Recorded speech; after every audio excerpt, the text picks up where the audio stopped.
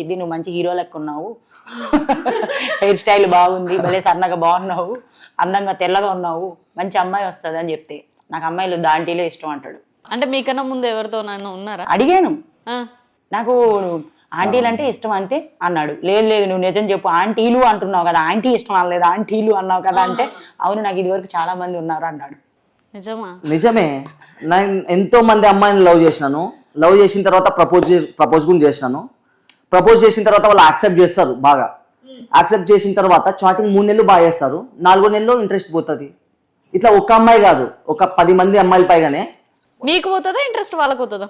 వాళ్ళకి పోతుంది, ఫస్ట్ వాళ్ళకే పోతుంది, అందుకే నాకే పోతుంది. నేను ఎంత మంచిగా వాళ్ళని టేక్ కేర్ చేస్తా తెలుసా. అమ్మాయిని పిలుచుకొని బయటికి వెళ్తాను, మంచిగా షాపింగ్ చేపిస్తాను, ఖర్చు పెడతాను. 4 months మాత్రమే, ఎంత ఉన్నా కానీ అమ్మాయిలు అనేది అవసరం ఉన్నంత వరకు మాత్రమే. 4 నెలల్లో మొత్తం ఇంట్రెస్ట్ పోతుంది వాళ్ళకి. అప్పుడు అట్లా ఏం అనకూడదు, ఎందుకంటే ఈయనలో ఇప్పుడు ఒక రస్క్ రాజా ఉన్నాడు అనుకోండి, 4 months 3 months పక్కన పెడితే రస్క్ రాజా పని ఎలా ఉంటదంటే ఇక్కడ రస్క్ పని అయిపోగానే అటు వెళ్తుంది కన్ను, అప్పుడు అవతల వాళ్ళు డ్రాప్ అయిపోతారు ఆటోమేటిక్ గా.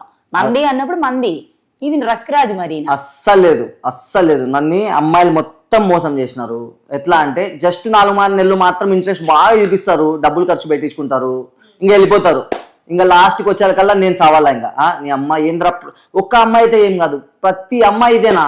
అసలు నాకు టార్చ్ నవ్విస్తుంటే తెలుసా నేను. అందుకని ఆంటీలను లవ్ చేయడం స్టార్ట్ చేసావా? అవును,